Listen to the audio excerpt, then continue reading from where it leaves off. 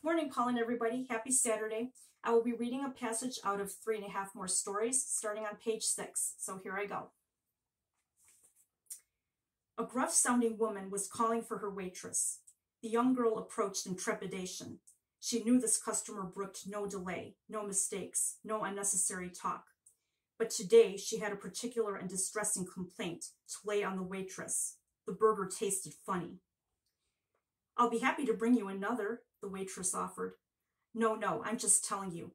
Next time, don't drop my food on the floor." "On the floor?"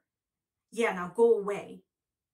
The pale waitress, Margie, walked across into the rear of the place, where Ted was pulling clean dishes out of the old washer. She cried silently behind him. He caught sight of her, however, and at first left her alone. Not his business. But as she continued crying, he went to her. "What's the matter?" Margie merely shook her head, and so he returned to his work. Eventually, she did that too, returned to her work.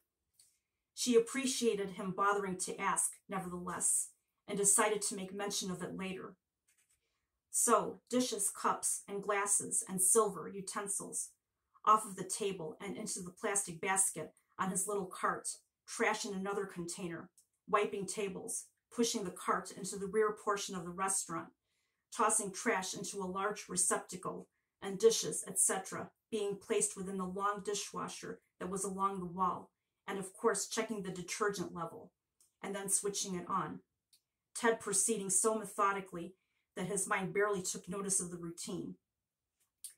The years had passed by swiftly. He hardly realized he was getting older. But it was a good job. It paid the rent in the old rooming house he stayed at, in a room with a bed and a bath and a window viewing a garden below.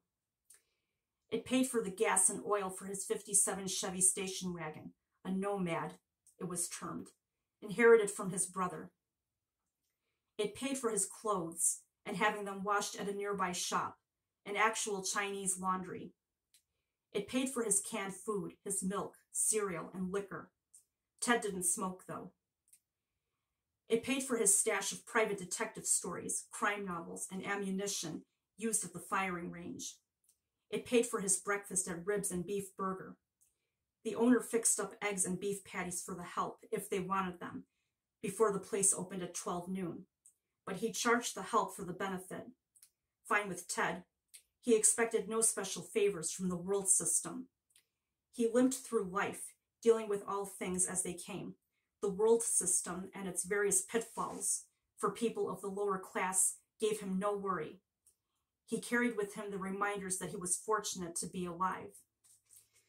All right, so that was the passage that I just read out of 3.5 More Stories. And again, if you haven't bought this book or Paul's 6 other books, please make sure you get onto Amazon.com or paulamat.com and be sure to purchase any or all of these books.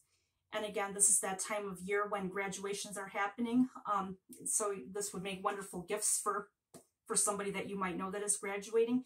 And also, birthdays are always happening. And as a matter of fact, my birthday will be coming up a week from tomorrow, Father's Day.